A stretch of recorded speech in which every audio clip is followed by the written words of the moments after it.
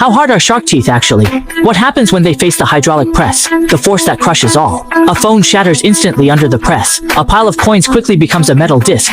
Even the toughest diamond gets pulverized. Placing a book on top, it bursts into flying fragments like snowflakes. The formidable pressure of the hydraulic press is such that all things crumble before it. Yet a shark's bite force is 1.8 tons, not to mention the hardness of its teeth. So, who would prevail in a clash between the hydraulic press and shark teeth? When shark teeth are placed under the press, as it descends slowly, and the pressure rises, one might expect the teeth to withstand the force. Surprisingly, the shark teeth are ground flat, and as pressure mounts, the bottom of the shark tank cracks open despite changing positions, unable to escape the relentless crush of the press. Then we test our own teeth. As the pressure rises, they hold firm until at a force of 630, they crumble into powder. But believers in the toughness of shark teeth then turn to the teeth of the massive megalodon. Securing the shark tooth, they start the water jet.